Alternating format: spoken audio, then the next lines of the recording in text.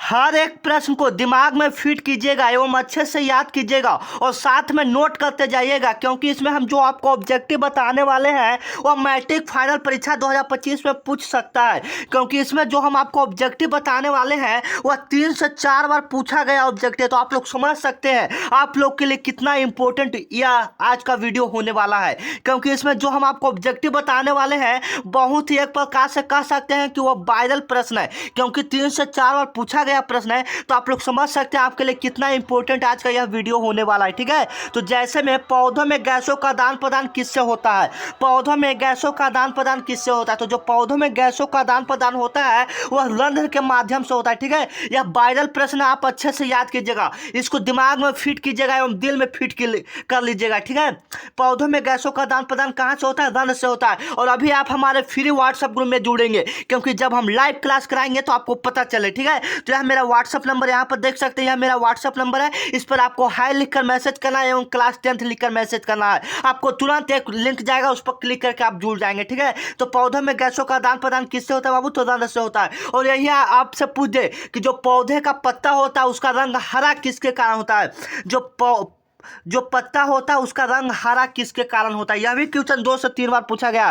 कि जो पेड़ का पत्ता होता है उसका रंग हरा किसके कारण होता है, तो किसके कारण होता है बाबू, तो क्लोरोफिल वर्णक के कारण होता है। किसके कारण होता है, क्लोरोफिल वर्णक के कारण होता है। क्योंकि इसमें जो ऑब्जेक्टिव बताने वाले हैं सीधे दिमाग में आपको हम ठोकेंगे। ठीक है, बस आप इस वीडियो को लास्ट तक देखिए, क्योंकि इसमें जो ऑब्जेक्टिव बताने वाले हैं आपके लिए काफी इंपॉर्टेंट है। जैसे में कौन लाल लिटमस पथ को नीला कर देता है, ऐसा पूछा है कि कौन ऐसा पदार्थ है जो लाल लिटमस पथ को नीला कर देता है, तो जो लाल को नीला कर दे उसको हम लोग क्या बोलते हैं बाबू, उसको हम लोग क्षार बोलते हैं। जो लाल को नीला कर दे उसको हम लोग क्या बोलते हैं, क्षार बोलते हैं। याद रखिएगा, जो लाल को नीला कर दे, जो लाल को नीला कर दे उसको क्षार बोलते हैं, और जो नीला को लाल कर दे, इसमें बच्चे ज्यादा इधर से उधर फंसते हैं। ठीक है, देखिए इसको ट्रिक बताते हैं। जैसे में लाल कह रहा है तो लाल से नीला जाएगा वह क्षार हो जाता है, जो लाल से नीला जाएगा वह क्षार हो जाएगा, और जो नीला से लाल होगा वह क्या हो जाएगा, अम्ल हो जाएगा। ठीक है, और अभी आप हमारे व्हाट्सएप ग्रुप में जुड़ेंगे, यहाँ पर हम अपना नंबर दे दिए हैं। ठीक है, लाल लिटमस पथ को नीला कर देता है तो क्षार हो जाएगा,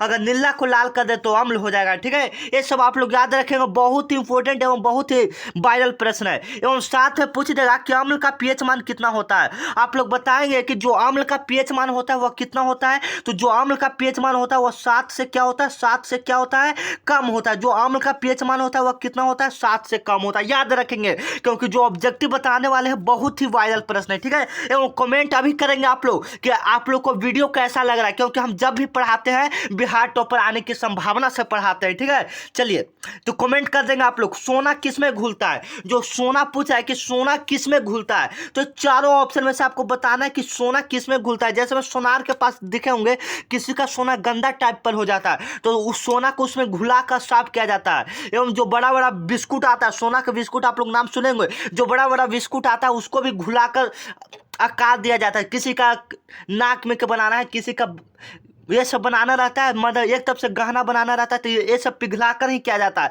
तो सोना को किस में घुलाया जाता है बाबू, तो सोना को जो घुलाया जाता है वह अम्ल राज में घुलाया जाता है। अम्ल राज एक बहुत ही खतरनाक एसिड है, अम्ल राज में घुलाया जाता है। ठीक है, सोना किस में घुलता है, तो अम्ल राज में घुलता है। एवं सल्फ्यूरिक अम्ल का आपसे सूत्र पूछ दे कि सल्फ्यूरिक अम्ल का सूत्र बताओ, तो सल्फ्यूरिक अम्ल का सूत्र क्या होता है, तो सल्फ्यूरिक अम्ल का सूत्र होता है H2SO4 होता है। ठीक है, सल्फ्यूरिक अम्ल का सूत्र क्या होता है, H2SO4 होता है। ठीक है, एवं नाइट्रिक अम्ल का पूछा है तो नाइट्रिक अम्ल का सूत्र होता है NHO3 होता है। जो नाइट्रिक अम्ल का सूत्र होता है वो क्या होता है, NHO3 होता है। ठीक है, सोना किस में घुलता है, तो अम्ल राज में घुलता है। अगर यही पूछ दे कि सल्फ्यूरिक अम्ल का सूत्र क्या होता है, तो H2SO4 होता है। एवं नाइट्रिक अम्ल किस में घुलता है, नाइट्रिक अम्ल का रासायनिक सूत्र क्या होता है, तो NHO3 होता है। ठीक है, आप लोग याद रखेंगे। चलिए नेक्स्ट क्वेश्चन आपके सामने आ रहा है, चलिए कि ओजोन के एक अणु में ऑक्सीजन के कितने परमाणु होते हैं। कह रहा है कि जो ओजोन का एक अणु है उसमें ऑक्सीजन का कितना परमाणु होगा। तो मेरे कहने का मतलब है कि ओजोन का सूत्र क्या होता है, तो सबसे पहले ओजोन का सूत्र होता है O3। आप लोग याद रखेंगे ओजोन का सूत्र क्या होता है, O3। इसके एक अणु में ऑक्सीजन के के गो परमाणु आपको लौक रहा है, तो ऑक्सीजन के गो है बाबू, 3 गो। यहाँ पर देख रहे हैं 3 गो, तो ये ऑप्शन आपका क्या हो जाएगा, बिल्कुल करेक्ट हो जाएगा। अभी आप लोग चैनल को सब्सक्राइब करेंगे, क्योंकि जब हम लाइव क्लास कराएंगे तो आपको सबसे पहले पता चले, ठीक है।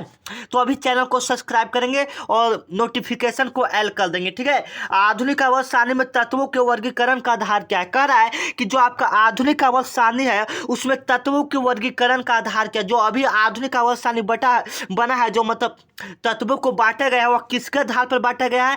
तो अब बाबू जो बांटा गया है वो परमाणु संख्या के आधार पर बांटा गया है, ठीक है। किसके आधार पर बांटा गया है? परमाणु संख्या के आधार पर बांटा गया है। एक मिनट, थोड़ा सा प्रॉब्लम। हाँ चलिए, किसके आधार पर बांटा गया है? तो परमाणु संख्या के आधार पर बांटा गया है, ठीक है। और जो आवर्त सारणी था जो पहले बनाया गया था वह परमाणु द्रव्यमान पर आधारित था, ठीक है। तो चलिए अभी जो पूछ रहा है परमाणु संख्या पर बताएंगे आधुनिक आवर्त सारणी, ठीक है।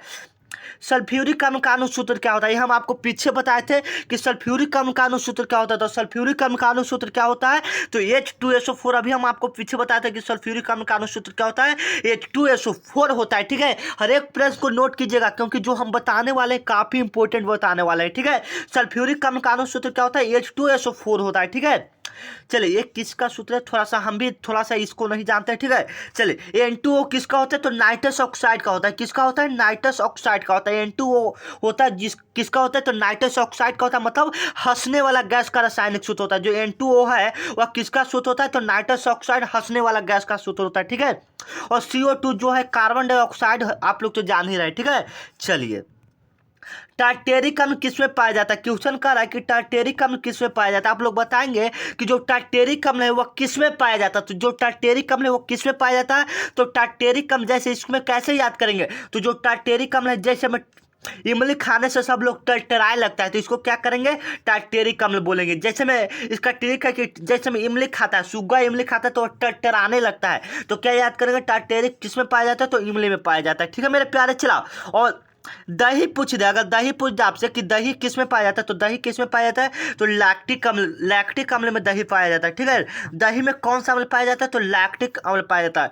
एक मिनट, और पूछेगा सिरका, तो सिरका अचार में बोल सकते हैं, ठीक है। चलिए टार्टेरिक अम्ल किस में पाया जाता है? इमली में। अभी तो बता दें, अभी इसको करवा दें। चलिए नेक्स्ट क्वेश्चन है कि लैक्टिक अम्ल किस में पाया जाता है? लैक्टिक अम्ल किस में पाया जाता है? तो लैक्टिक अम्ल किस में पाया जाता है आपको पता होगा। अभी हम आपको बताएं कि जो लैक्टिक अम्ल पाया जाता है वह दही में पाया जाता है। ये ऑप्शन आपका क्या हो जाएगा? बिल्कुल करेक्ट हो जाएगा। जो लैक्टिक अम्ल पाया जाता है वह किस में पाया जाता है? दही में पाया जाता है, ठीक है मेरे प्यारे स्टूडेंट। चलिए अम्ल का स्वाद कैसा होता है? जो अम्ल का स्वाद होता है वह कैसा होता है? तो जो अम्ल का स्वाद होता है वह खट्टा होता है। कैसा होता है बाबू? खट्टा होता है। ये ऑप्शन आपका क्या होगा? बिल्कुल करेक्ट होगा, ठीक है। अम्ल का जो स्वाद होता है वो कैसा होता है बाबू? वह खट्टा होता है। ये ऑप्शन आपका बिल्कुल करेक्ट हो जाएगा। जो अम्ल का स्वाद होता है वह खट्टा होता है, ठीक है। अम्ल का स्वाद कैसा होता है? खट्टा होता है। बहुत ही इंपॉर्टेंट आज का यह वीडियो आपके लिए होने वाला है, ठीक है। अगर यही क्षार का पूछ दे तो क्षार का स्वाद कैसा होता है? कड़वा होता है, ठीक है। क्षार का स्वाद कैसा होता है? कड़वा होता है, ठीक है। चलिए नेक्स्ट क्वेश्चन है कि कौन धातु होते हुए भी विद्युत का सुचालक होता है? एक मिनट, कौन धातु होते हुए भी विद्युत का सुचालक होता है? पूछ रहा है कि कौन धातु होते हुए भी विद्युत का सुचालक होता है। तो एक में पूछ रहा है कि कौन सा ऐसा धातु है जो विद्युत का सुचालक होता है। तो कौन सा ऐसा धातु है? तो वह ग्रेफाइट है, ठीक है। वह क्या है? ग्रेफाइट है, ग्रेफाइट है, ठीक है। बी ऑप्शन आपका क्या हो जाएगा? बिल्कुल करेक्ट हो जाएगा। कौन धातु होते हुए विद्युत का सुचालक है? तो ग्रेफाइट है। बी ऑप्शन आपका क्या हो जाएगा? बिल्कुल करेक्ट हो जाएगा, ठीक है। कौन धातु होते हुए विद्युत का सुचालक है? तो ग्रेफाइट है। बी ऑप्शन आपका क्या हो जाएगा? बिल्कुल करेक्ट हो जाएगा। अगर पूछेगा कि किसका अपवर्तनांक सबसे ज्यादा होता है, तो हीरा का अपवर्तनांक सबसे ज्यादा होता है, ठीक है। चलिए निम्नलिखित में कौन उत्पादक है? निम्नलिखित में कौन उत्पादक है? पूछ रहा है कि निम्नलिखित में कौन उत्पादक है। उत्पादक का मतलब होता है जो किसी दूसरे पर निर्भर नहीं रहता भोजन करने के लिए। जैसे में सर्प जो होता है दूसरे पर निर्भर करता है, मेढक जो होता है दूसरे पर निर्भर होता है, ग्रास हॉपर होता है तो घास पर निर्भर होता है। लेकिन जो घास है वो जो उत्पादक है, ठीक है। डी ऑप्शन आपका क्या हो जाएगा? बिल्कुल करेक्ट हो जाएगा। चलिए चंद्रमा पर खड़े अंतरिक्ष यात्री को आकाश कैसा दिखाई देता है? क्वेश्चन कह रहा है कि जो चंद्रमा पर खड़े अंतरिक्ष यात्री होते हैं उसको आकाश कैसा दिखाई देता है? तो जो चंद्रमा पर खड़े अंतरिक्ष यात्री होते हैं उसको आकाश कैसा दिखाई देता है? तो उसको आकाश बाबू काला दिखाई देता है। मतलब कोई व्यक्ति अगर चांद पर खड़ा है, अगर वह आसमान को देखता है तो उसको क्या दिखाई देगा? काला दिखाई देगा, क्योंकि वहाँ पर वायुमंडल है। जहाँ पर वायुमंडल होगा वहाँ, जहाँ पर वायुमंडल नहीं होगा वहाँ काला दिखाई देगा, ठीक है मेरे प्यारे स्टूडेंट। चलिए चंद्रमा पर खड़े अंतरिक्ष यात्री को आकाश कैसा दिखाई देता है? तो काला दिखाई देता है, ठीक है। चलिए नेक्स्ट क्वेश्चन का है कि प्रकाश के किसी वस्तु से टकराकर लौटने की क्रिया को हम लोग क्या कहते हैं। प्रकाश को किसी वस्तु से टकराकर लौटने की प्रक्रिया को क्या कहते हैं। प्रकाश की किसी वस्तु से टकराकर लौटने की प्रक्रिया को हम लोग क्या कहते हैं। तो प्रकाश की किसी वस्तु से टकराकर लौटने की प्रक्रिया को हम लोग क्या कहते हैं बाबू। तो हम लोग क्या कहते हैं, तो हम लोग प्रकाश का परावर्तन बोलते हैं। ठीक, क्या बोलते हैं, प्रकाश का परावर्तन बोलते हैं। बी ऑप्शन आपका बिल्कुल करेक्ट हो जाएगा। क्या बोलते हैं, प्रकाश का क्या बोलते हैं, परावर्तन बोलते हैं। बी ऑप्शन आपका क्या हो जाएगा, बिल्कुल करेक्ट हो जाएगा। ठीक है, चलिए सूक्ष्मदर्शी में किस लेंस का प्रयोग किया जाता है। पूछा है कि जो सूक्ष्मदर्शी होता है उसमें किस लेंस का प्रयोग किया जाता है। तो देखिए जो सूक्ष्मदर्शी होता है उसमें छोटे छोटे जीवों को देखना रहता है, तो छोटा छोटा जीव को बड़ा करके ना देखेंगे, तो बड़ा करने के लिए अवतल लेंस का प्रयोग करते हैं। ये ऑप्शन आपका क्या हो जाएगा, बिल्कुल करेक्ट हो जाएगा। ठीक है, मिलते हैं नेक्स्ट वीडियो में, तब तक के लिए जय हिंद। जाते जाते इस वीडियो को आप लोग एक बार शेयर कर दीजिए। ठीक है, शेयर कर दीजिए। मिलते हैं नेक्स्ट वीडियो में, तब तक के लिए जय हिंद।